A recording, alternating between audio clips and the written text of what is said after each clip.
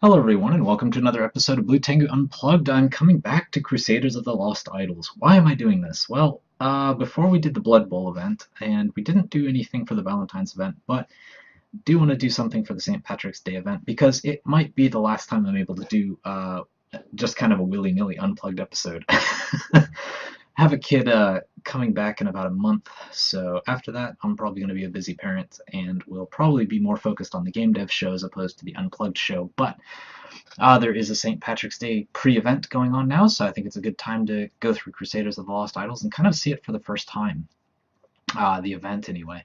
So I just started the first event, which is to get the leprechaun, so literally just hit start and I'm in it. So let's see how it goes. I'm probably going to use time-elapse or cuts or something to skip around, because obviously we did do the previous Unplugged episode where we went through what Crusaders of the Lost Idols is, so I don't think you guys need to see that. It's just a matter of seeing what's kind of going on with this stuff. Should I turn sound on or not? Let's see. Last time I turned sound off. Let's turn on sound effects, so at least you have that.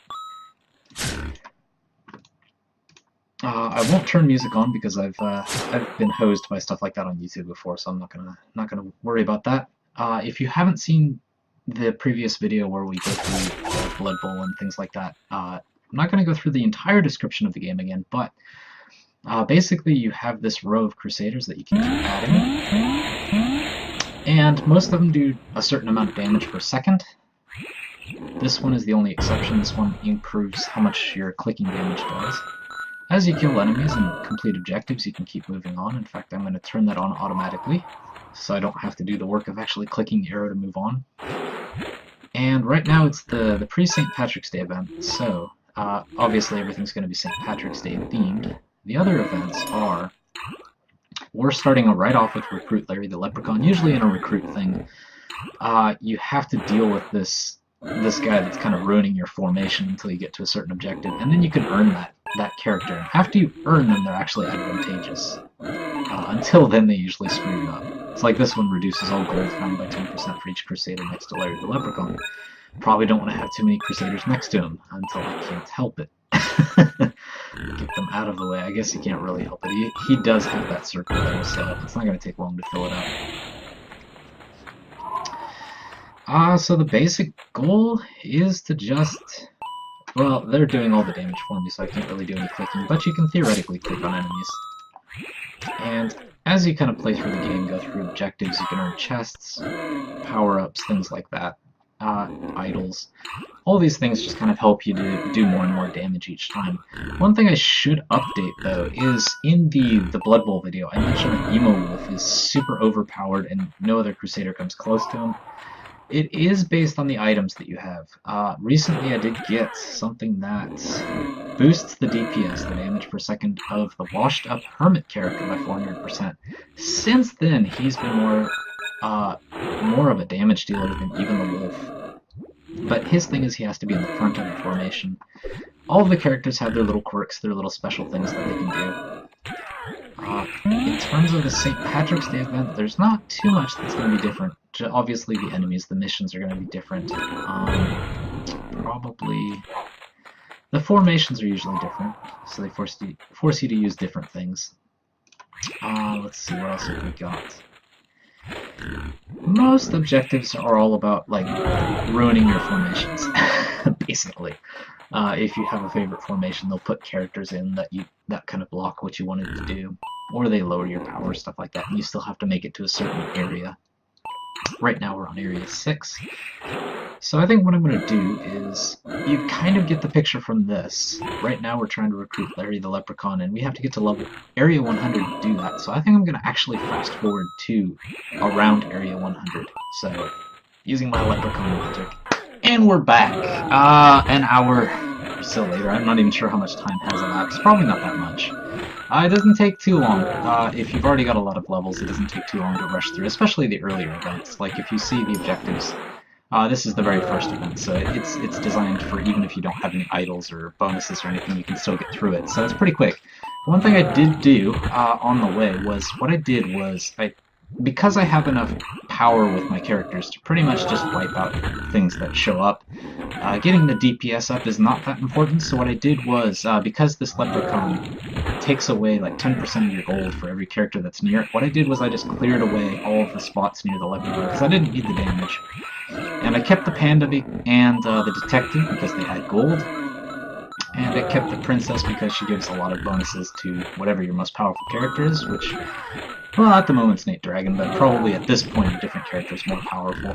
But it didn't really matter because, as you can see, I don't have to click and I'm still killing enemies. So let's get going. I did pause it right here so that I could show you the last 5 levels of this event anyway. Go through it. Is there anything else worth mentioning?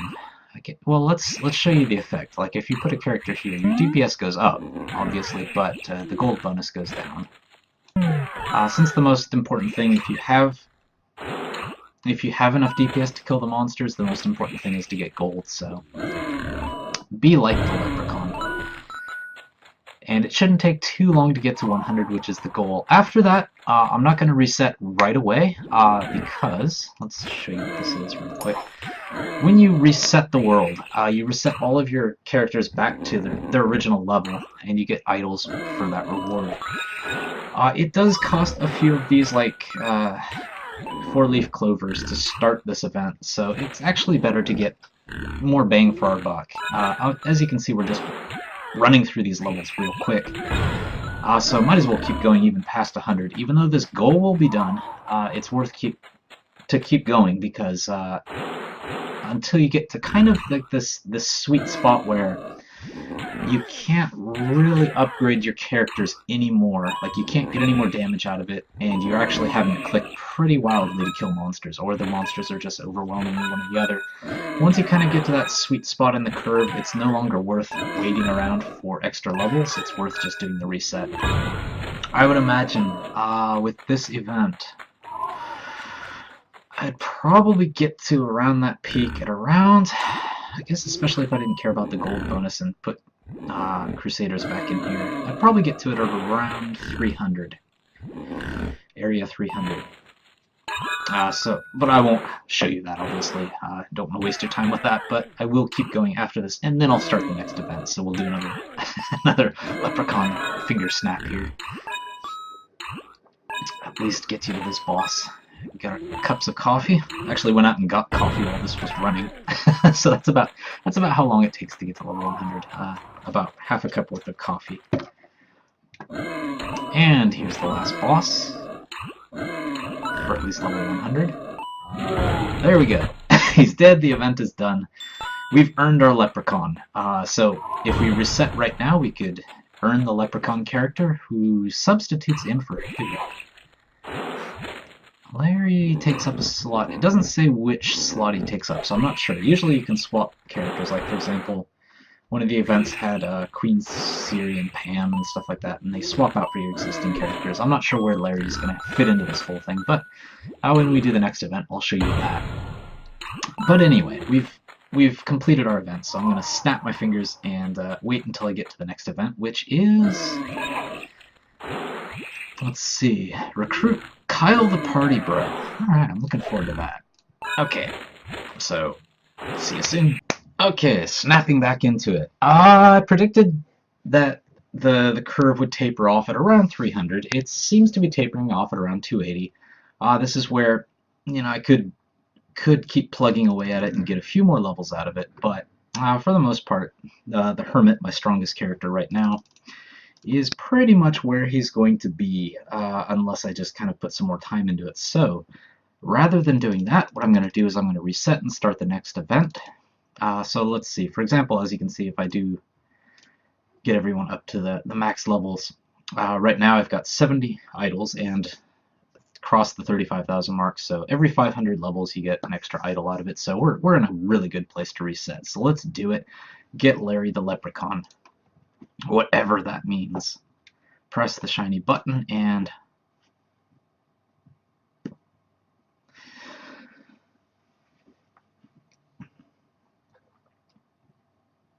okay, got the 70 levels and Larry the Leprechaun. I have no idea what kind of character he is, but let's go get the next character, which is Kyle the Party Bro. This one takes 700 4-leaf clovers to start, so it was a little more expensive than that one.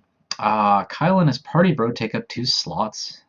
And the worst thing is that they reduce the adjacent deep damage per second by 25%. And the other party bro reduces non-adjacent Crusaders by 25%. So pretty much, unless you can get 1 or 2 spots in here, other than those, you're going to get a reduction. So let's get started and see what this is like. Should probably turn the sound effects back on. If I can. There we go. Okay, let's start recruiting. At least this time around it's not a gold decrease, so might as well just fill out the formation. You're going through the same levels again, so that part's mostly the same. Let's see, is there anything else that might be interesting about this? Let's see, so this guy's gonna reduce the ones that aren't adjacent, so since my Hermit and my Wolf tend to end up being the most powerful people, I should probably keep them closer to the party bro to make sure that they don't get Kyle's reduction and that they don't get the party bro's reduction. Like, this slot next to Kyle the party bro is the worst slot because you get both reductions, which is bad. So let's move this guy there. My clicker guy doesn't really matter. I don't really use him, to be honest, unless I just have to because I can only use the top row of characters or something for a mission. I just prefer letting everyone do the work for me. So let's see, what can we do? Anything else? By the way, in the Blood Bowl, I mentioned that the characters that you earn through events aren't usually that useful. Groklok and Drizzle the Dark Elf actually the ones I got through the Blood Bowl turned out to actually be very useful characters. I almost never use the original characters anymore because they have a super powerful bonus. Groklok, if he's behind Crusaders, he can give them a bonus, and then Drizzle, if she's in front of Groklok, she multiplies that even further. So if you have those two on top of like a powerful character in your formation, you get a huge bonus out of it. So I spoke too soon during the Blood Bowl. Up until that point, like Pilot Pam, Queen Siri, Robo Turkey, the Snowman, you know, different characters that I got in the past. Nah, they didn't really seem to do well replacing the ones that were there before, but these two are quite powerful. Princess. Like, the Princess is a good one to keep here because she doesn't add much damage per second anyway. Her whole thing is about giving bonuses to the party, so you might as well keep her in the bad slot. Probably the next best character to keep in the bad slot is probably Detective Kane because he's pretty weak as well. So these are the 2 worst slots. This is the next worst slot, I guess. Well, these are the next worst slots. And we just keep going. Not too much to note about this. Those seem to be the rules. There's the best places to put your damage people are just right there. So we're going to snap our fingers and wait until we get to around level 100. And we are back. I am at Area 98 in the second event, where I'm going to earn good old Kyle the Party Bro. Wonder what his bonuses are going to be. Let's go ahead and go forward. It'd be kind of nice to try these characters out. Maybe with the third event, after I reset this world, I'll be able to test them out and see what they actually do when they're not harming your party. It wasn't too bad at all. Just put the major damage dealer here, and that was enough. In fact, I could probably even do that. Doesn't really make a difference. The only one that's really dealing damage anymore right now is the Hermit, so it is what it is. Let's see. And level 100.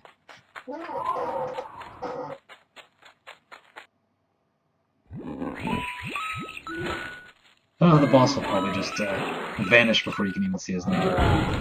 There you go. Okay. Got the chest, got the boss, got the check mark.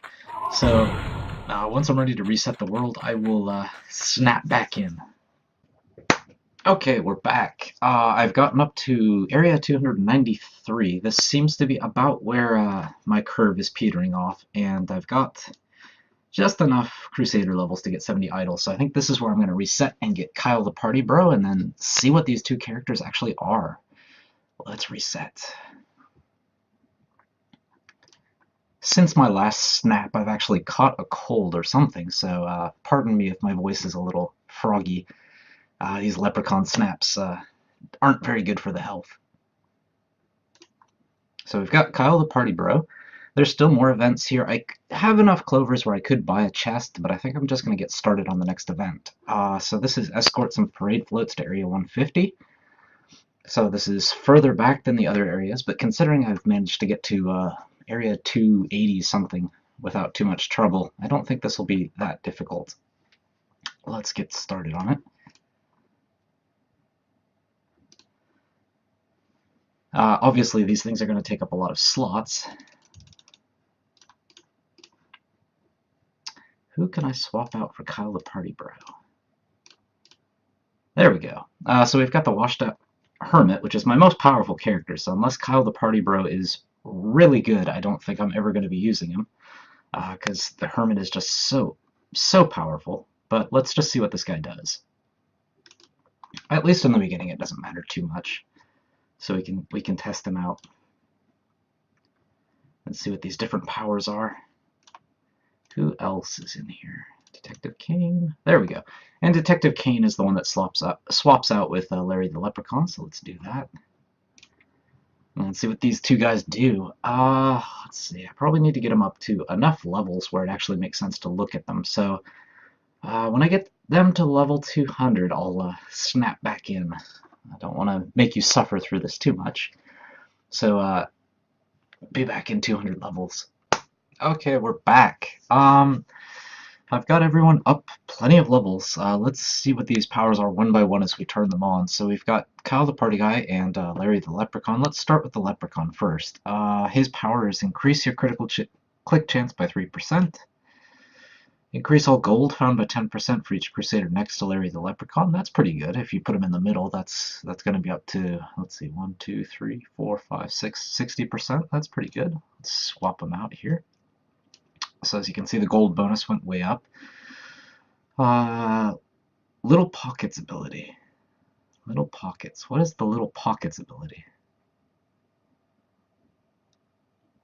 Okay, so that's the thing that actually boosts your gold. So that goes up by 25%. So that gold bonus goes even higher. He's got the same magnify that the detective has. Increase all gold.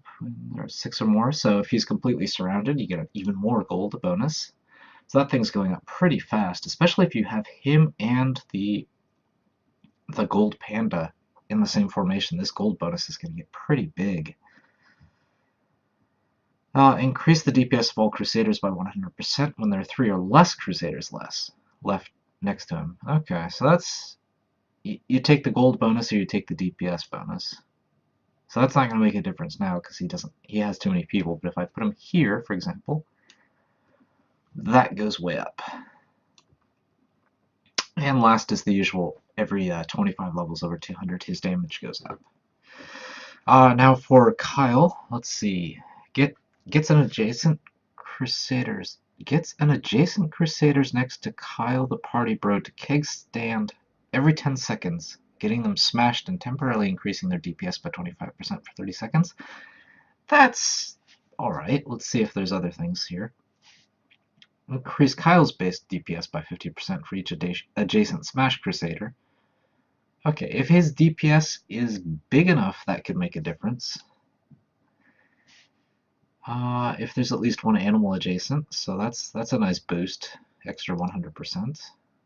So if there's an animal next to him, let's move him near to where the princess is here. Can make a huge difference because there's bigger DPS characters in there. One female next to him, so let's get the princess over here somewhere.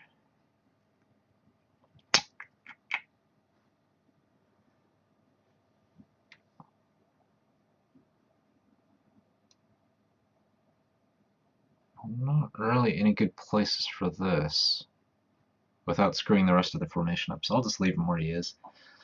If there's at least one leprechaun, that happened. Increased DPS fall by 20%, that's not bad. And the usual level things. So it's cool. I know there's one thing in here for, let's see all objectives. No, not that one. This one. Okay, Maximize Cal's DPS by enabling all of his formation abilities at once. Well, apparently I did that. I didn't think I had a female next to him, though. Oh, I guess the panda's female. Okay, so I always forget that. The gold panda is considered a female, so I guess I got all of Kyle's DPS bonuses here. Let's get him up to a nice healthy 650 or something, and then I'll compare him to the Hermit and see which one's better. He doesn't have any items yet, so it's not going to be a very good comparison at the moment. But here we go, 650, so 229 S, whereas the Hermit would be...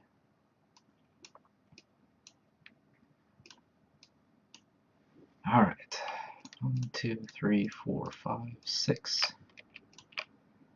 Activate all of his abilities, get a little more gold so I can get him up to 650 here. Need to make this comparison as close as possible. Obviously Kyle, once he starts getting these items in there, it'll make a difference. But let's just try a direct comparison. Because he's going to have to be pretty burly maxed out to be able to compete with the washed up Hermit, who right now does 18.1 capital S, whereas Kyle does 91.8 lowercase s. So unless his items really boost that up, I think for the most part we're going to be sticking with the washed up Hermit. Let's compare Larry the Leprechaun with Detective Kane in terms of gold ability. So it's hard to tell with this formation because there's a maximum of three Crusaders, but let's swap them out. So if there's 3 Crusaders in a row, Detective Kane is going to bring this up to 228, whereas the Leprechaun is going to be at 263. Okay, so if you have just if the most your formation can hold is about 3 Crusaders, the Leprechaun's probably going to be better than Kane. But if you have a formation where you have probably 4 more Crusaders in a row, and you can put Kane in there, then probably Kane's gold bonus is going to be better. So Larry the Leprechaun and Kane, pretty well balanced. Neither one really makes much of a difference to the DPS, so that's not very important. But maybe Larry's items will help boost him up more. We'll have to see.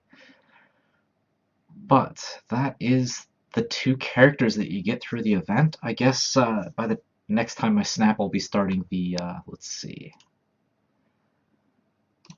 the Beer Before Liquor event. So let's snap to that. Okay, we're ready to reset again. We've got a parade float, we've got enough levels. The next one's going to be too far away and we've kind of plateaued out, so let's do it. Reset. Press the shiny button.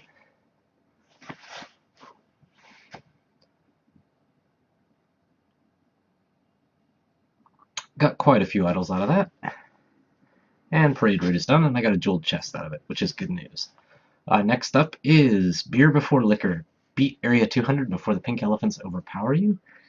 Deadly pink elephants will randomly spawn and must be destroyed. That's different. That's kind of neat. Alright, let's... Not sure how often these things are going to spawn in, but have to be destroyed. Do they spawn into your party's alignment, or do they spawn over here?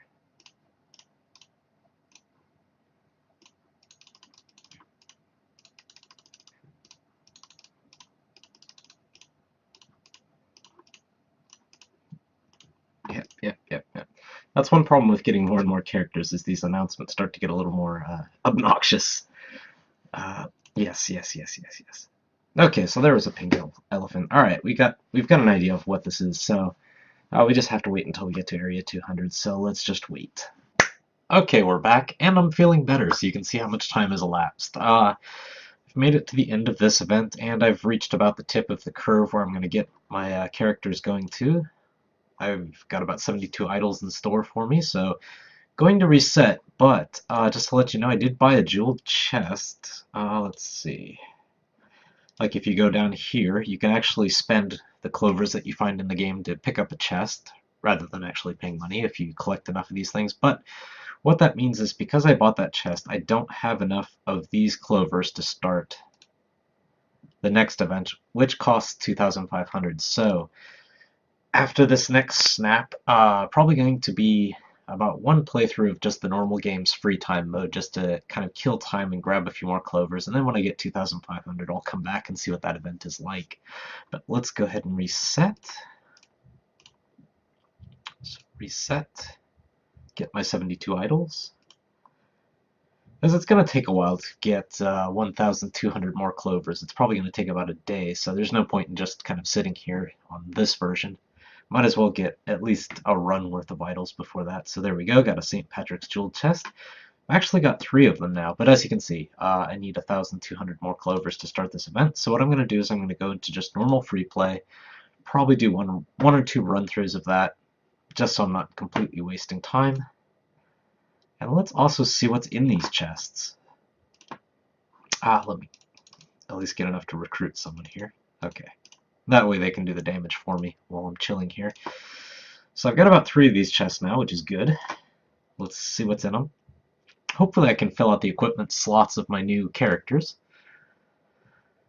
Tagged Magical Cap of the Bro. Increases the DPS of all Crusaders by 40%. That is a good one. Epic Gear. Yes, that's a very good piece of equipment. He's still going to need a lot more to be worth more than the Hermit, though.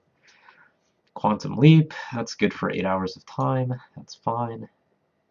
Mostly Empty Pot of Gold, increases the effect of Larry the Leprechaun's Little Pockets ability by 25%, I like that, because he's already bringing in a lot of extra gold, which is nice. Bronze Horn, reduces ability cooldown by 1%, pretty typical stuff.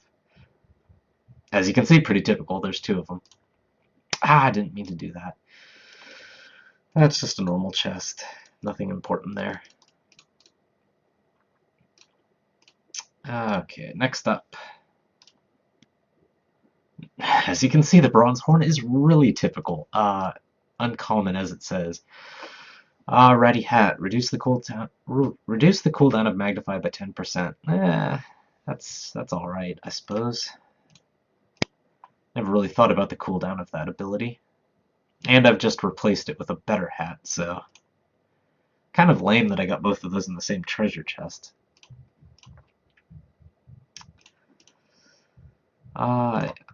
Okay, so that was kind of a bust. I got 1 piece of equipment out of that. DeLorean, Silver Ring. Spoiled Old Keg increases the effect of Kyle the Party Bro's Mosh Pit ability by 50%. I'm not sure what that ability was, but I'm sure it's decent. Lucky Gold Bar increases all gold found by 4%. Now that's nice. I think that's my first gold bar too. And a brand new brand name cap. Well, it's another duplicate. Well, great. So 3 jewel chests later, and it looks like in terms of equipment slots, I'm still missing 1 there, and with my party bro, I'm missing 1. So we'll see. I have 1 more event, which means 1 more jewel chest out of that. And maybe can buy 1 more. Hopefully we can fill out these 2 slots. It would be nice. I don't see Kyle the Party Bro ever replacing the Washed Up Hermit, because the Washed Up Hermit is just so powerful. But Larry the Leprechaun is probably going to be a regular, because he gives a lot of extra gold, especially with these items added on. So that's where we're at now. I'm going to put this on autopilot, and I'll snap back when I'm ready to start the next event. Okay, we're ready to start the last event. We've got more than 2,500 clovers, and we're ready to restart on just this free playthrough, so we're going to do that right now. Go here, reset, blow the world up, grab whatever idols you were going to grab.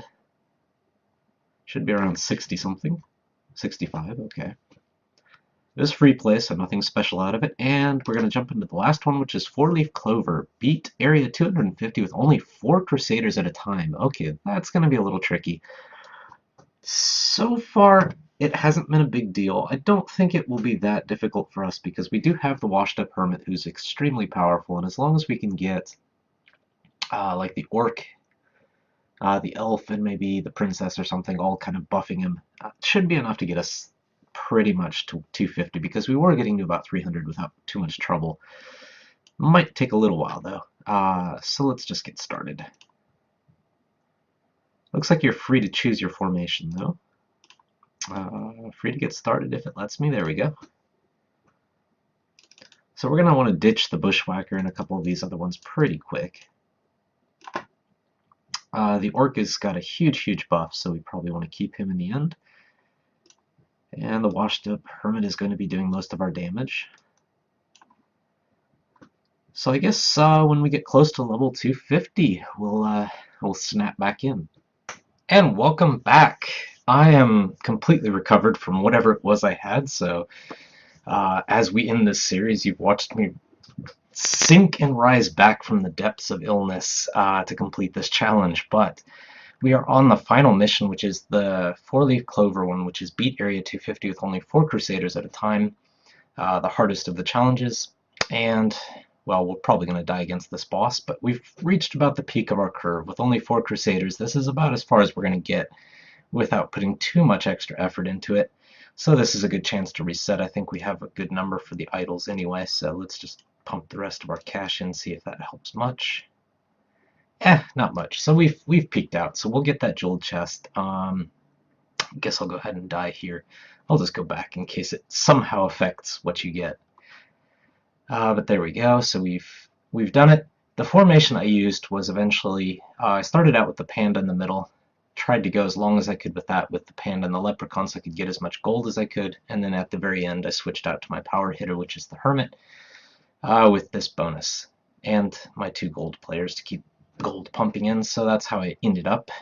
Your mileage may vary depending on what kind of items you get, but this will do it for us. So let's reset it. Yes. Press the shiny button and boom. Good to be back in good health. 64 idols and a new jeweled chest, so let's at least open that chest up. I'm done with the St. Patrick's Day objectives, but there is this free play, so if I get 2,500 clovers, there's the option of doing this to get one of these chests. The other thing that you can do is save up 11,250 to buy a jeweled chest. I'm not sure exactly which one's better, like whether it's better to get like 4 or so of these chests, or whether it's better to get 1 jeweled chest, because I imagine the gear in jeweled chests is better, but you do have 4 times as many chests in here, so this is one of those things where probably only the developers know maybe which one's best, but I probably will go through free plays. Maybe. Last time I went through free plays and I didn't get enough gear to fill out my previous Crusaders gear slots, so it's a tough call. I'll play it by ear, but thus ends the St. Patrick's Day event. Let's just jump into a regular free play and open up that final jeweled chest to see what we've got. Hopefully it's not duplicate gear. That would be a shame. Let's just recruit enough so I can put it on autopilot. There we go. Okay. Let's open up that last chest. Not that one. It just always assumes that you want to open one of those chests, doesn't it? Obviously just a bunch of junk. Okay, here we go. Jeweled chest. Lucky coin, that's pretty standard fare. Time turner, that's pretty standard fare. Silver ring, that's pretty standard. Brand new duplicate. And ready hat duplicate. That's too bad. Well, it seems like the jeweled chest may not be the way to go. Maybe it is better to just do the 2,500 clover free events and try to get the rest of the gear slots that way, because I still have this one last gear slot to fill on these 2 people. Each one has 1 missing, so yeah, it's probably better to do the free events. But that wraps up St. Patrick's Day. I may not be doing this for any future events because I'll be getting busier and busier, but I wanted to do it one more time for just an event, to kind of stay focused on the event rather than describing the game for the first time like I did with the Blood Bowl version. Went through the whole thing. Hope you liked it. Hope you got something out of it, and I hope you didn't mind me like snapping around to kind of skip some of the long parts. You probably enjoyed missing out on me having serious illnesses and stuff like that, so all for the better. And I think that'll wrap it up. If you like clicker games, this is an interesting game for you to try. Crusaders of the Lost Idols. And if you're interested in game development, I do that as well. My videos are in the game development playlist, or I've also got unplugged videos covering other games. But that's going to wrap it up for now. I will see you all next time.